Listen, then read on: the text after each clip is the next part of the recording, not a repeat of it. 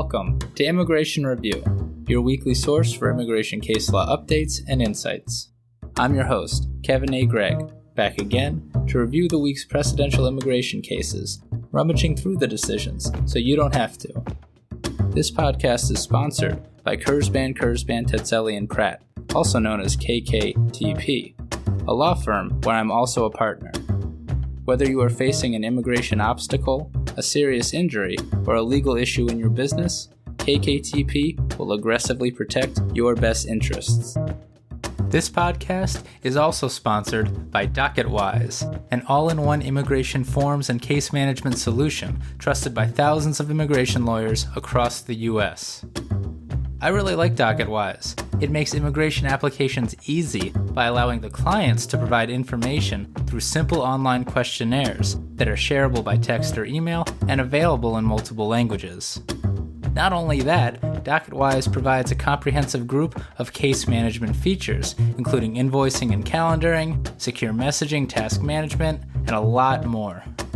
You can learn all about DocketWise and receive a 10% discount on your subscription by heading to docketwise.com/immigration-review, so they know we sent you. And as always, this show does not constitute legal advice and has no bias other than to keep you up to date and to enable you, my dear colleagues, to excel in court. So, without further ado, let's start the review.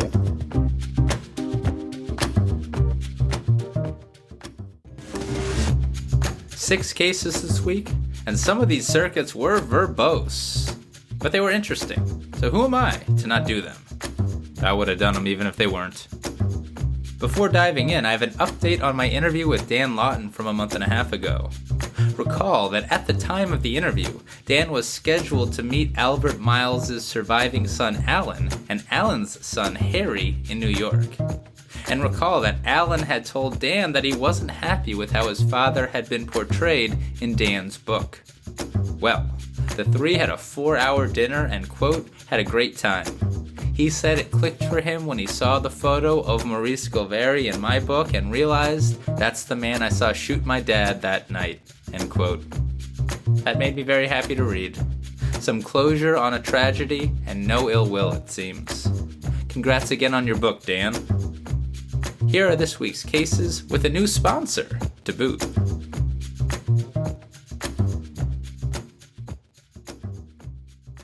First up, Argueta-Hernandez v. Garland, published by the Fifth Circuit on December 5th, 2023. Any Uno players out there? The Fifth Circuit just hit us with an epic reversal and a double draw 4. Legally speaking, of course. In lieu of going en banc, the panel in this case granted a petition for panel rehearing that, to be honest, might have been joint given the fact that the court also relays that there existed petitions for en banc rehearing from both the non-citizen and the government, and given the positions that I'm hearing through the grapevine that oil is putting forth these days on this issue. The uber bad for non-citizens decision from July in this case, episode 168, is reversed. The Fifth Circuit just held that it does indeed have jurisdiction to review the denial of withholding of removal following reinstatement of a final order of removal, and that the petition for review deadline to challenge such denials begins when the BIA affirms the denial of withholding, not 30 days from the final order of removal from years ago that's now being reinstated. And now, reviewing all of that on the merits, the Fifth Circuit has vacated the BIA's decision and sent it back. If you've got a pig, tie it down, lest it go airborne. Mr. Argueta-Hernandez is from El Salvador and fears the notorious MS-13 gang. At least he does now. Unsure what his circumstances were in 2007 when he was first ordered removed and he was physically removed to El Salvador. But what we do know is that he re-entered the United States unlawfully and that DHS reinstated his 2007 removal order in 2019. Before the asylum officer and then the immigration judge, Mr. Argueta-Hernandez testified that he was, quote, the president of evangelism at his Christian church and, as time went on, the Salvadoran anti-gang unit officials explained that MS-13 is targeting him because he is a Christian, end quote. He was placed at an anti-gang safe house for 3 weeks after refusing to pay rent to them as 13 gang, and also because gang members had forced his son to crash his motorcycle. 4 different Salvadoran government agencies told him that they couldn't, at the end of the day, protect him and his family. An IJ found Mr. Argueta-Hernandez credible and his story corroborated. All of it, including the religious-based motive for persecution, the thing that happened to his son, and the Salvadoran government officials' statements. The IJ also believed, quote, the risk of torture or death to be extremely high, end quote, but believed the IJ it was actually only merely threats that Mr. Argueta-Hernandez had experienced, and it wasn't because of his religion, one of the 5 protected grounds. Importantly to the IJ, the MS-13 terrorizers, quote, never stated that they were threatening him solely because of his involvement with the Church of God, end quote. Plus, despite the Salvadoran officials' statements that they couldn't protect him, the IJ believed that actually the government was able and willing to protect him, as withholding of removal would require, and that they wouldn't consent or acquiesce, as the Convention Against Torture requires. The BIA affirmed, cleaning up the IJ's decision a bit. Then on episode 168, this same panel refused to even review the merits, holding that the 30 days for Mr. Argueta-Hernandez to petition for review ran 30 days after his removal order itself became final in 2007, and not 30 days after the BIA denied withholding of removal in these withholding-only proceedings that followed reinstatement of the 2007 order. But as I mentioned, the panel has changed its mind in a big way. This is a complicated, confusing issue that I've discussed 3 or 4 times of late. So to summarize, some recent decisions are finding that the Supreme Court's Nasrallah and Guzman-Chavez decisions have so untethered final orders of removal from withholding of relief and cat protection that those decisions have jurisdictional implications. And it has meant, to some circuits, that individuals whose old final orders of removal have been reinstated following their unlawful entry into the United States can't get their subsequent withholding of removal or cat protection denials reviewed in federal court. The reasons, some circuits have explained, is because circuit jurisdiction is tethered to review of final orders of removal, and denial of withholding or cat protection in withholding-only proceedings doesn't actually affect the final order of removal itself. Those decisions just decide whether that final order is going to be withheld or deferred, but the final order remains. And ipso facto, a petition for review must be filed 30 days after the final order. That's what the Fifth Circuit has previously held. But the Fifth Circuit now, once forcefully in this non-citizen adverse circuit split, has extricated itself.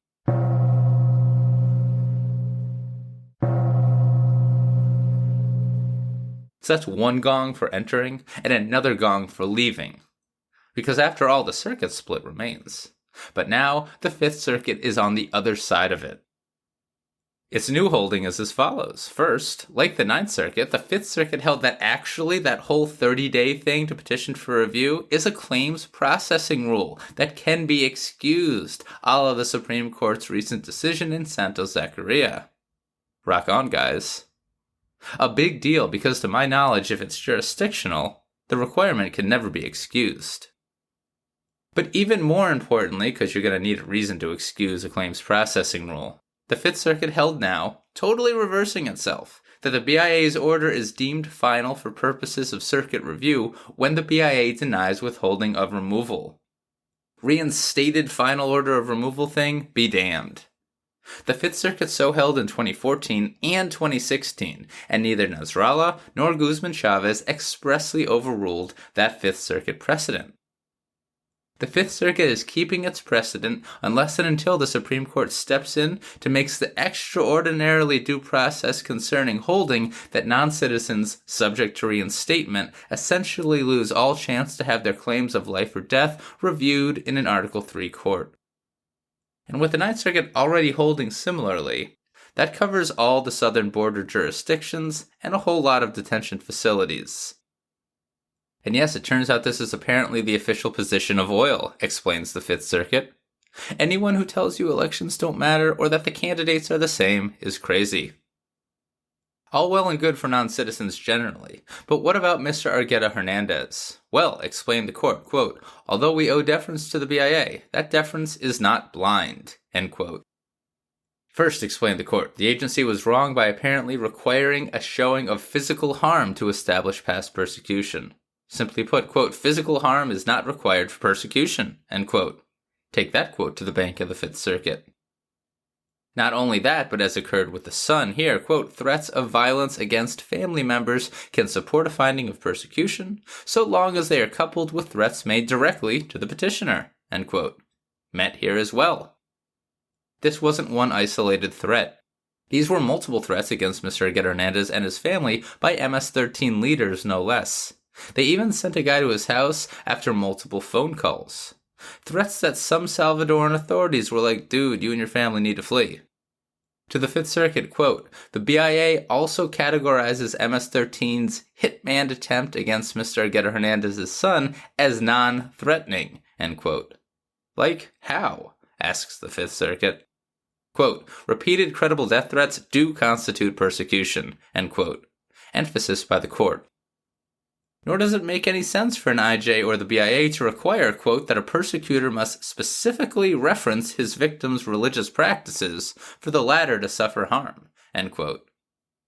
In a pretty expansive quote, the Fifth Circuit then says, quote, as Mr. Argueta-Hernandez suffered past persecution in El Salvador, a regulatory presumption arises that he would face future persecution if returned to El Salvador, end quote.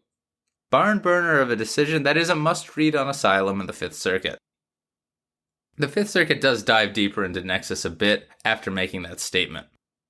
First, but unfortunately as it must, it reaffirmed its view that both asylum and withholding of removal have the same nexus requirement.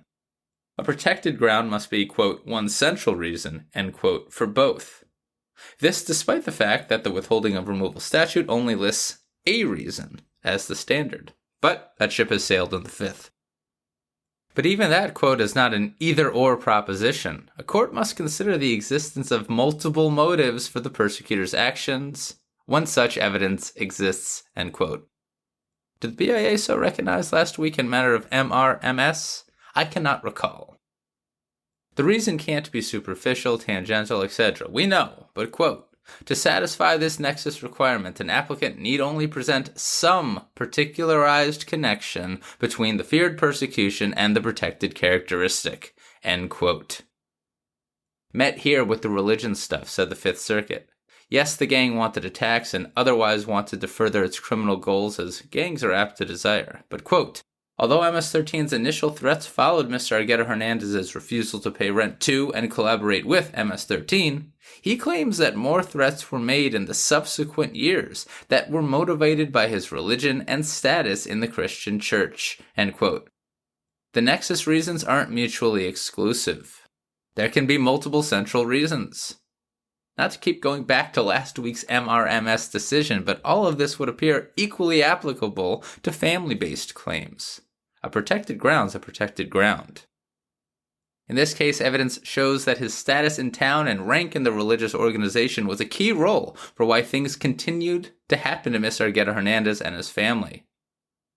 The Fifth Circuit must have read but not cited matter of MRMS, as it states, quote, if we allow the BIA's analysis to stand as is, we run the risk that anything can be recharacterized as incidental or tangential under the BIA's logic.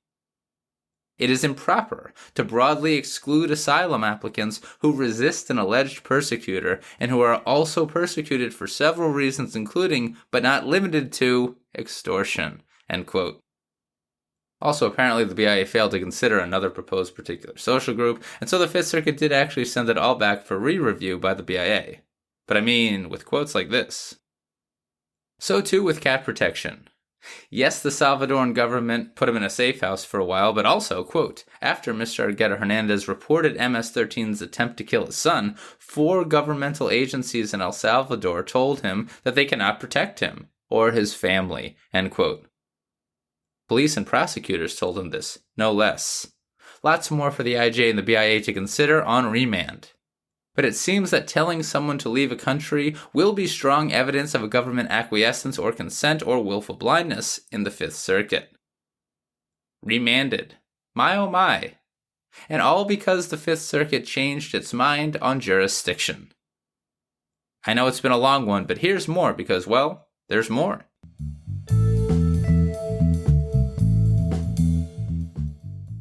Back to Nexus, because there was a lot, and I don't want you to miss this one.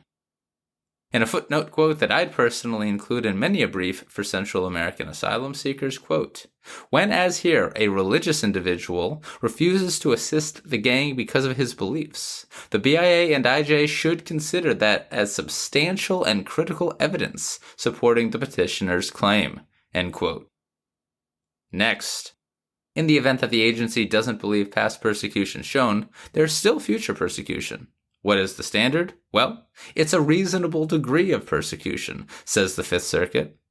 And a, quote, reasonable degree can mean a 10% chance, end quote. Or to paraphrase the Fifth Circuit, would the IJ be scared if the IJ was in the shoes of the non-citizen? Quote, the applicant must show that a reasonable person in the same circumstances would fear persecution if deported, end quote. Finally, before we leave the Fifth Circuit, in addition to all this, because there's going to be a lot more crimmigration later, on the same day as this decision, in United States v. Villarreal, the Fifth Circuit held or reaffirmed that due to the many recent Supreme Court changes in law, neither Texas burglary of habitation nor Texas aggravated assault in violation of Texas Penal Code Section 22.02A1 and A2 are violent felonies under the Elements Clause, which means that they're not aggravated felony crimes of violence for immigration purposes either. Going to get more into the aggravated felony issue later in this episode. But to the Fifth Circuit, notably, the, quote, Texas aggravated assault statute allows a conviction when a person recklessly causes bodily injury, end quote. Thank you, Bourdain. Pro se incarcerated defendant making all the arguments, by the way. What a week in the Fifth Circuit, and we're just getting started. And that is Argueta-Hernandez v. Garland.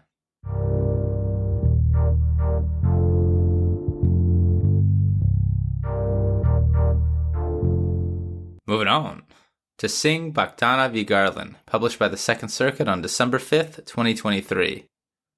This case is about reasonable relocation. Mr. Singh, Bhaktana, is a Sikh from India. He brought claims for asylum and related relief in immigration court in 2015. He testified that he supports the Shiromani Akali Dal Amritsar Party, known as the Mann Party, a common claim on the part of late, and that he fears the governing BJP party. And I mean not for nothing. I believe Canada is currently accusing BJP government officials of having a Sikh activist assassinated on Canadian soil, and that the US has all but accused the Indian government or its operatives of attempting the same in the US? Wild times. Mr. Singh Bhaktana testified to having suffered 3 attacks, one in 2008, another in 2012, and another in 2015, and that he still suffers long-lasting injuries as a result. After the first attack, Mr. Singh Bhaktana relocated to another city within the Punjab state of India where he lived and where the attack occurred. He lived there for years safely, returned to the first city, and was attacked again. He applied for a visa to the US, was denied, and so moved to another city, this time near New Delhi. He worked there as a taxi driver for over a year, returned to his home city again, and was attacked again. And then he came to the United States, seemingly without authorization. Even assuming past persecution, the IJ and the BIA believe that the evidence showed that Mr. Singh Bhaktana could safely relocate within India to avoid the harm he fears. After all, he did it twice. The Second Circuit affirmed. It's DHS's burden, by the way, by a preponderance of the evidence. With past persecution presumed, DHS must show that the applicant could, quote, avoid future persecution by relocating to another part of the applicant's country of nationality, and under all the circumstances it would be reasonable to expect the applicant to do so, end quote. To meet that burden, DHS can rely on many things under the regulations, including the size of a country and the non-citizen's past experiences. Both cut against Mr. Singh Bhaktana, reasoned the Second Circuit. India's big. And Mr. Singh Bhaktana lived in 2 cities safely over the course of many years. Now, Mr. Singh Bhaktana argued that that didn't count because he was, quote, living in hiding, end quote, in those cities during those years. But all the tribunals involved here disagreed. He was still going to Mann Party meetings, and he would regularly attend Sikh temples in those other cities, and he drove taxis in both cities. The Second Circuit didn't read the Department of State report as showing otherwise, at least not in all cases, and not when the specific facts of a case, like here, show otherwise. Even though the BJP didn't come to full power in India at the national level until 2014, I believe. And if the government is the persecutor, then relocation is presumptively unreasonable, right? Undiscussed. But here, it meant that Mr. Singh Bhaktana lost his case. And that is Singh Bhaktana v. Garland.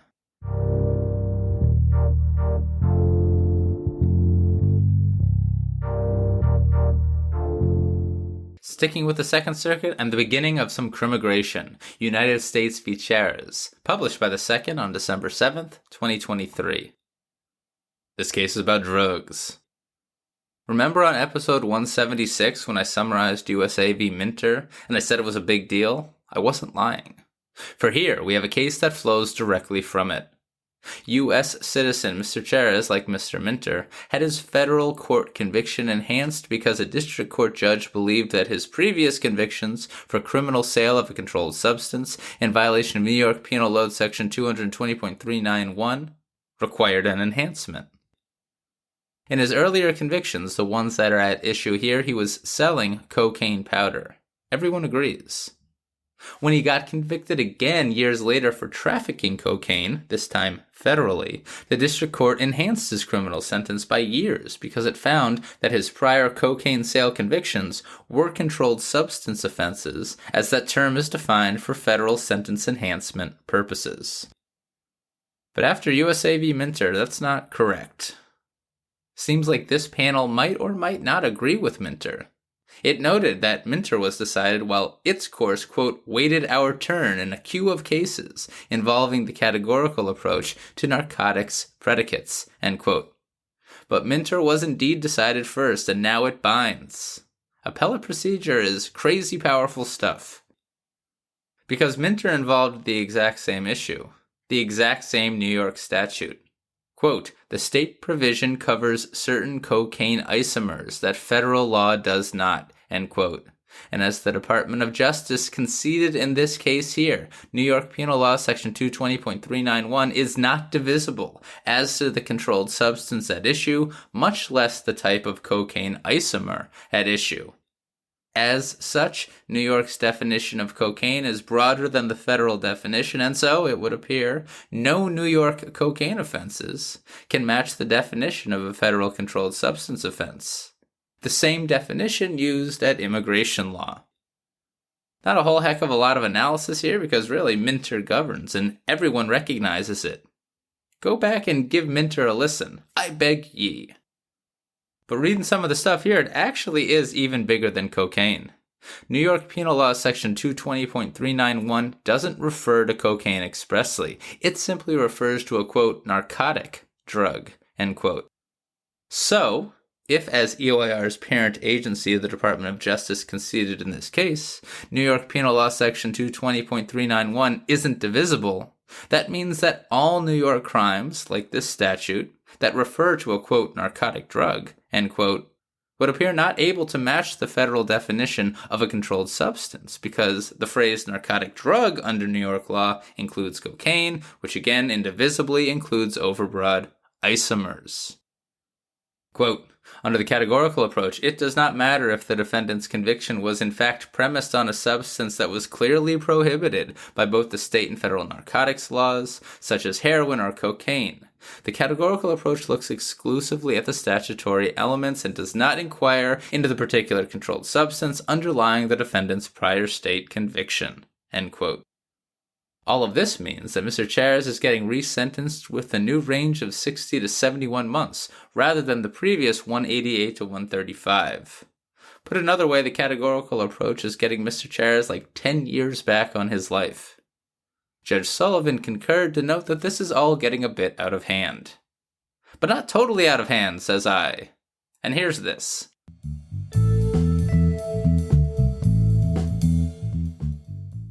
This controlled substance stuff is happening fast, and you as an attorney might not have made the argument before the IJ or even BIA that you now want to make on appeal or petition for review to the circuit. Well, if there's a change of law as important as Minter on the issue, you're in luck. Quote, while Mr. Chairs did not preserve a Minter-style argument before the district court, the clarity of Minter's holding itself establishes plain error and compels us to remand for resentencing, end quote. And I mean, if it's clear enough to demand resentencing in the criminal context, even when the argument is waived, I'd say it's clear enough in the civil immigration context too. No? And that is United States v. Chairs.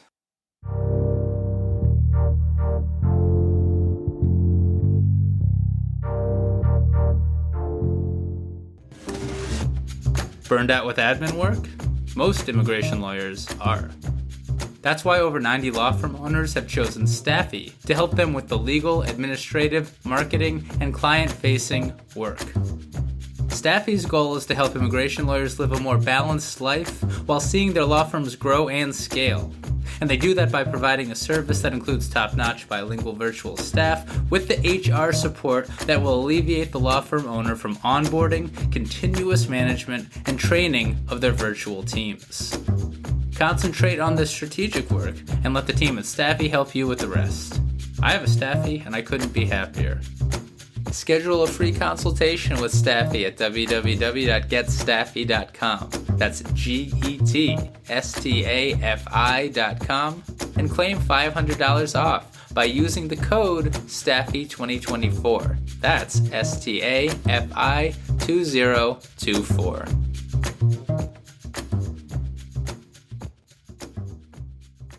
Welcome back. Next is Aguilar-Sanchez v. Garland, published by the 8th Circuit on December 4th, 2023. This case is about sexual abuse of a minor, aggravated felonies. Mr. Aguilar-Sanchez is a lawful permanent resident from Mexico. He didn't naturalize and in 2012 was convicted in Minnesota of, quote, intentionally hiring or offering or agreeing to hire an individual we reasonably believe to be under the age of 16 years, but at least 13 years in age, in sexual penetration or sexual contact, end quote, in violation of Minnesota Statute Section 609.324, Subdivision 1B3. Don't worry, I'm not going to say that again. DHS initiated removal proceedings alleging that this was an aggravated felony as defined at INA Section 11843A, a sexual abuse of a minor offense. Mr. Aguilar-Sanchez argued that it wasn't and that he should get to keep his green card. The IJ, BIA, and now 8th Circuit disagreed. The categorical approach applies to the inquiry, which requires knowing what the least bad conduct criminalized by the statute is. Quote, the parties agree that the least of the acts criminalized under the statute is intentionally offering to hire an individual who the actor reasonably believes to be under the age of 16 years but at least 13 years to engage in sexual penetration or sexual contact, end quote. Those ages specifically delineated in the statute are important, because in Esquivel-Quintana v. Sessions, the Supreme Court said that to be this aggravated felony, and at least in the statutory rape context, the statutory crime must require a showing that the victim was less than 16 years old. In so holding, the Supreme Court did not defer to other BIA precedent. But there are, of course, other requirements for a sexual abuse of a minor offense, particularly outside the statutory rape context. In matter of Rodriguez-Rodriguez from 1999, the BIA explained that, age aside, the aggravated felony definition includes state crimes that criminalize, quote, the employment, use, persuasion, inducement, enticement, or coercion of a child to engage in, or assist another person to engage in, sexually explicit conduct, or the rape, molestation, prostitution, or other form of sexual exploitation of children, or incest with children, end quote. That all kind of follows a similar federal crime at 18 U.S.C. Section 3509A8. A statute that the BIA thought in Rodriguez-Rodriguez was a, quote, useful indication, end quote, for what the generic sexual abuse of a minor definition meant under federal law. And it seems that the Minnesota crime at issue here satisfies that definition. But Mr. Aguilar-Sanchez argued that Rodriguez is no longer good law after the Supreme Court's decision in Esquivel-Quintana. But that's not correct, explained the Eighth Circuit. Quote, Esquivel-Quintana never mentioned Rodriguez, and the Supreme Court repeatedly emphasized the narrowness of Esquivel-Quintana's holding, end quote. The Supreme Court's decision there was about statutory rape offenses, or at most, the definition of a child for sexual abuse of a minor offenses. It wasn't about the type of conduct at issue, assuming a child is the victim. Other circuits have agreed with this interpretation of Esquivel-Quintana, explained the Eighth Circuit, and now the Eighth Circuit is too. To the Eighth Circuit, the Supreme Court also has already rejected Mr. Aguilar-Sanchez's argument that it's actually another federal crime, 18 U.S.C. Section 2243A, that should govern the federal definition of a sexual abuse of a minor offense. Neither that federal statute nor any other federal statute is cross-referenced at the aggravated felony definition at INA Section 11843A, even though Congress saw fit to cross-reference other federal statutes at other aggravated felony definitions. With that difficult and complicated argument rejected, Mr. Aguilar-Sanchez argued that the BIA's definition in Rodriguez was incorrect, and that, quote, the generic federal definition requires a mens rea requirement of intent to engage in sexual conduct or to gain sexual arousal or gratification, end quote. But regardless of the merits of that argument, explained the Eighth Circuit, the Minnesota offense here meets it. Minnesota case law requires such an intent. To the Eighth Circuit, Mr. Aguilar-Sanchez did not present Minnesota case law to the contrary, and so he lost his case and his green card. Before we move on,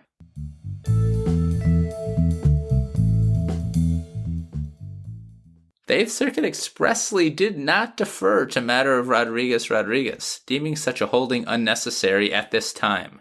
24 years later, still not deferred to. So keep attacking Rodriguez, I guess. But in the most ominous of sentences, the Eighth Circuit cannot help but note that, quote, also informing our decision is the fact that the Supreme Court is set to decide whether to overrule Chevron or limit the circumstances in which deference is required, including in situations of statutory silence, end quote. A holding that, if it comes to pass this term, would generally be decent for non-citizens, at least with recent precedent coming out of the BIA and the Attorney General's office, but in tearing down the administrative state, would thrust us into areas unknown, including but not limited to the very health of our planet and the EPA's ability to fight back. It would be nice for, not every Supreme Court term to be the most consequential term ever, right? It's getting a bit traumatic. And that is Aguilar-Sanchez v. Garland.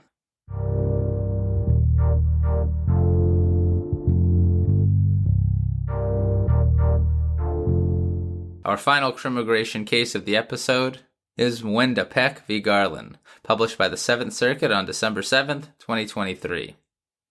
This case is about crimes of violence. Mr. Mwenda is from the Congo, presumably the Democratic Republic of.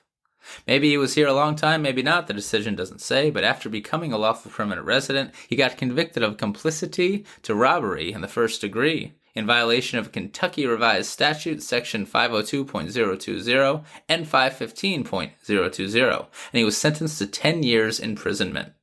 Undoubtedly the first Kentucky conviction on the podcast.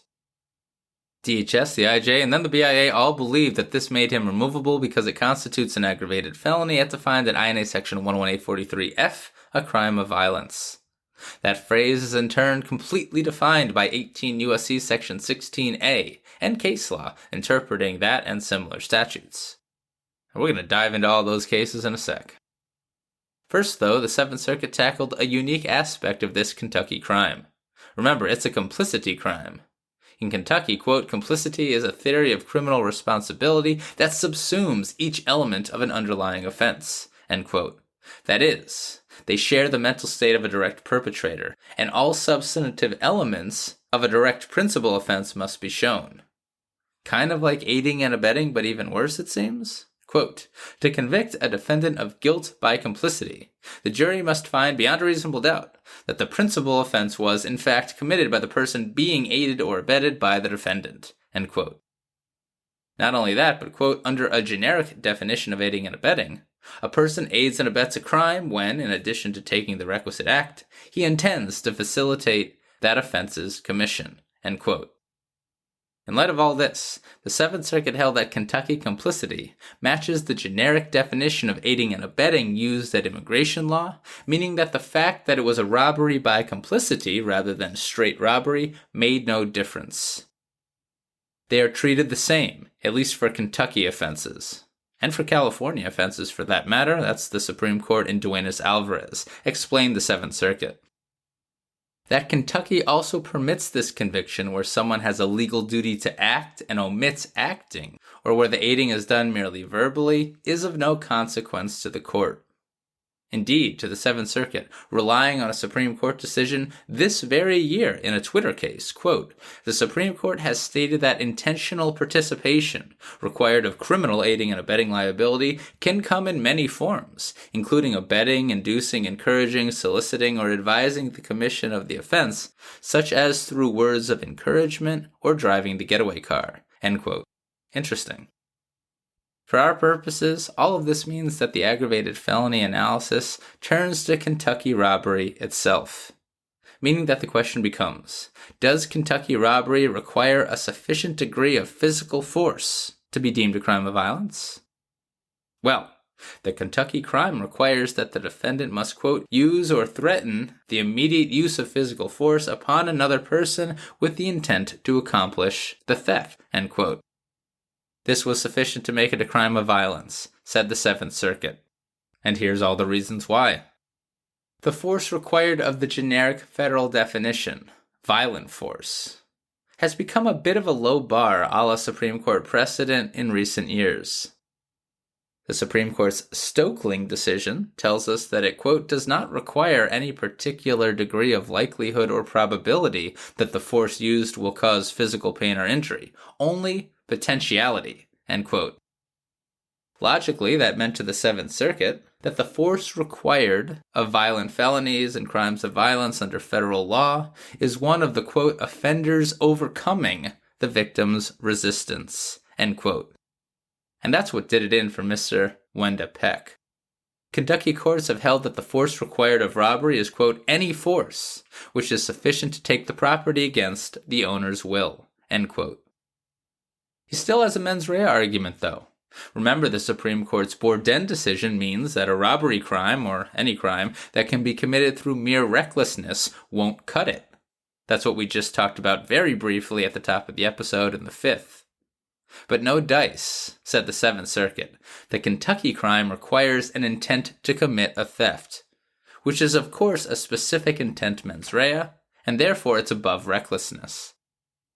The Seventh Circuit, like the Sixth Circuit in a similar case, on the same Kentucky statute it appears, rejected the argument that the intent at issue in Kentucky robbery was merely the intent to commit a theft, rather than to use physical force as an aggravated felony crime of violence would require. The actual intent in Kentucky, explains the Seventh Circuit, is to use or threaten force that will succeed in a theft. Smart argument, though. And here's one more recent Supreme Court decision and analysis. The first time we've really had a circuit tackling how the Supreme Court's Taylor decision affects the crime of violence inquiry outside of Hobbs Act robbery. Remember, in that Taylor case, the Supreme Court held essentially that federal attempt can't be a crime of violence because an attempt, or at least the federal Hobbs Act kind, doesn't require any force or threatened force. The substantial step required of federal attempt doesn't actually require that the defendant do much less violent stuff. Quote, the Supreme Court held that threats must be active and intentional to fall under the definition of crime of violence, end quote. Put another way, the Taylor argument is that a crime that can be committed through mere oral actions might not be a crime of violence, depending on how insignificant a threat the crime at issue requires. The Supreme Court made clear in Taylor that at a minimum, a statute must require a, quote, communicated threat, end quote, and some attempt statutes don't require that the threat get that far. While Mr. Mwenda-Peck found Kentucky case law that criminalized robbery through implied threat, the Seventh Circuit held that that was close, but not close enough to meet this Taylor exception.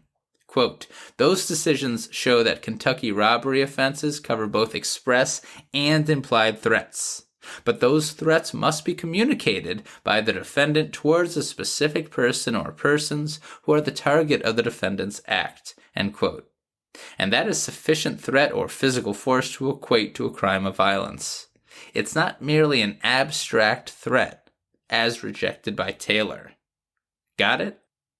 It's complicated, and I'm sure we'll be talking about it again in another decision. The case doesn't even quit after all this, but it might as well. The Seventh Circuit then applies all of this reasoning and rejects Mr. Mwenda-Peck's many and well-reasoned arguments and affirmed that Kentucky first-degree robbery is a crime of violence. Meaning that Mr. Mwenda-Peck is removable and seemingly will lose his green card. And that is Mwenda-Peck v. Garland.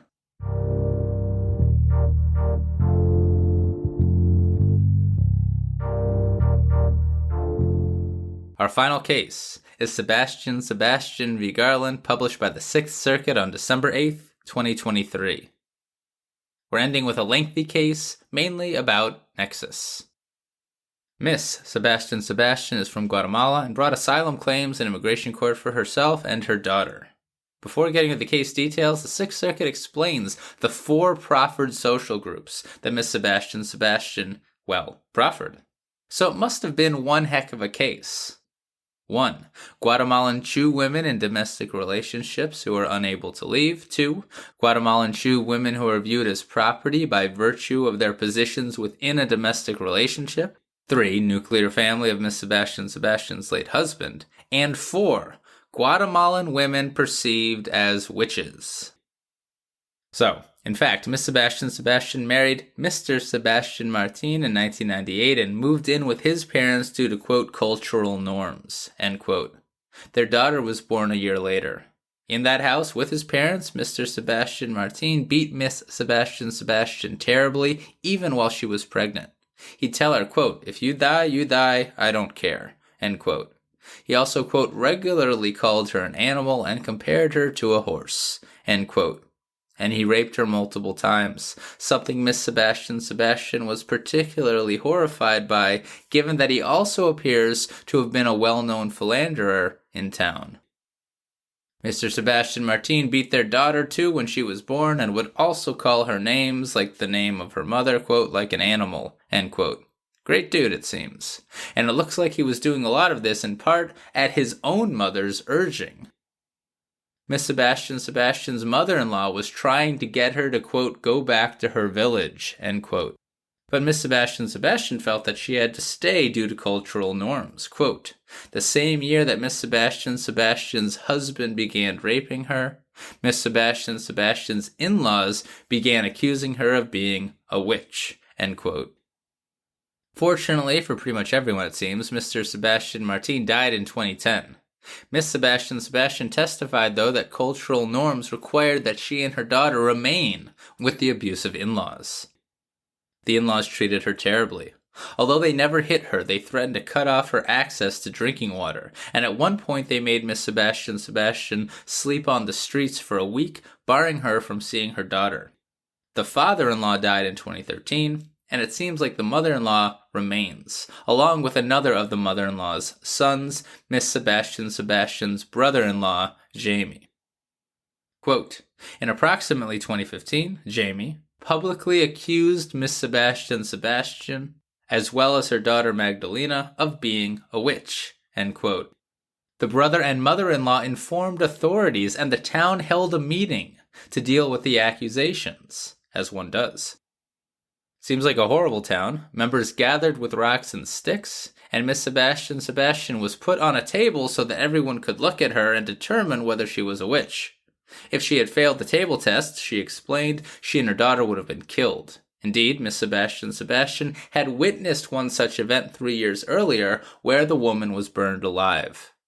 But Miss Sebastian passed. Seems that the mother-in-law wasn't convinced and wouldn't let Miss Sebastian or her daughter return to the home, saying she'd kill them if they did. Left on the street for 2 weeks, Miss Sebastian and her daughter then came to the United States. Now, Miss Sebastian's actual mother and brothers still live in her hometown, another town. But all of her brothers are drunks, and her mom doesn't have capacity to care for her, explained Miss Sebastian in immigration court. Plus the cultural norms. She believes she'd be ostracized for not continuing to be with her husband's family. Miss Sebastian never reported this stuff to police. Not for nothing, apparently the brother-in-law worked for the municipality, and the in-laws had money to bribe police, and the authorities were kind of behind that whole witch thing. Since coming to the U.S., Miss Sebastian has been threatened by her mother-in-law, something that's been corroborated by others, and Miss Sebastian understands that the mother-in-law will kill her if she returns. So yeah, heck of a case. The IJ and the BIA denied, we'll get to why in a sec, and the Sixth Circuit reversed. In the Sixth Circuit, for asylum, a protected ground must be one central reason for the persecution. That's of course the case in every circuit, but the Sixth Circuit is one of those special circuits where the nexus requirement for withholding of removal is lower. Anyway, a particular social group is a protected ground, as we all know, and Miss Sebastian asserted 4. In the Sixth Circuit, whether an asserted particular social group was one central reason for the persecution suffered or feared requires a, quote, look to the overall context of the applicant's situation, end quote. You can have more than one central reason for fear and still get asylum. Quote, the simultaneous existence of a personal dispute does not eliminate that nexus, end quote. Similar things to what the Fifth Circuit was explaining at the top of the episode. Now recall, the BIA held that it wasn't because of one of the 4 particular social groups that I mentioned at the top of this case. Assuming those grounds were legitimate, the BIA saw this as purely a personal vendetta with the mother-in-law and I guess the husband. That's it. No nexus, said the BIA. But even if there was a personal vendetta involved, explained the Sixth Circuit, the BIA, quote, erroneously stopped short, end quote. Just because a, quote, cause of persecution is personal does not necessarily imply that there cannot exist other causes of persecution, end quote. Preach it. After all, quote, there is little evidence in the record indicating that the mother-in-law disliked Miss Sebastian based on her personality, her qualities as an individual, or any other personal reason, end quote. That's some nice logic to use in your case. If there's no other reason for what appears to be a personal dispute other than an underlying characteristic that is a protected ground, well, make that logical argument.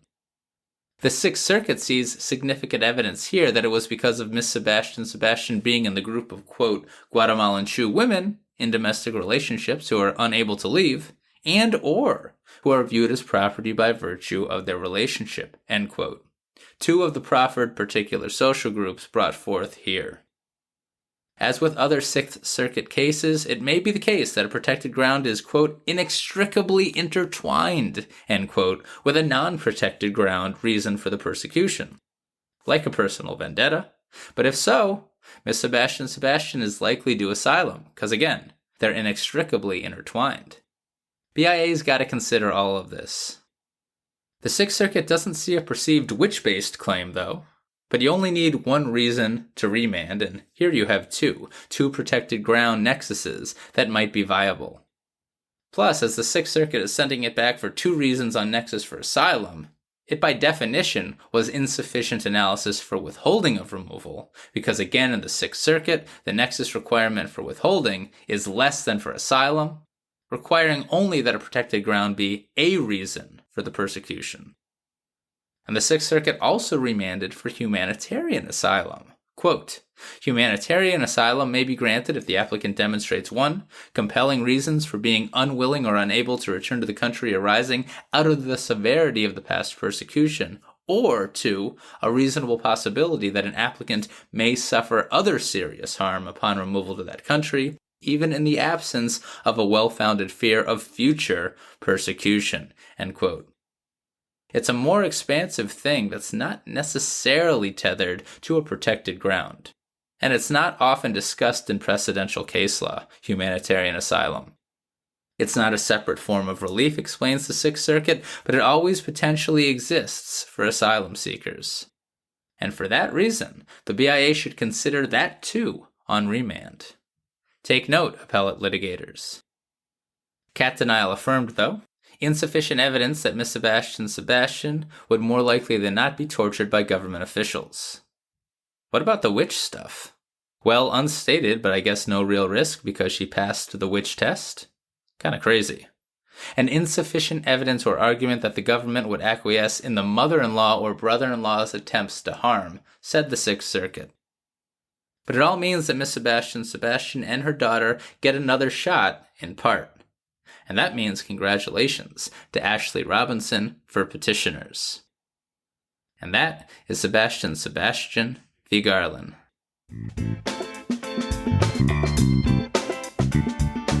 So there you have it. You're all caught up with the past week's published immigration cases. I'm Kevin A. Gregg, a partner with the law firm Kurzban, Tetzeli & Pratt, and this has been another episode of Immigration Review. Thank you for listening, and I hope you enjoyed it.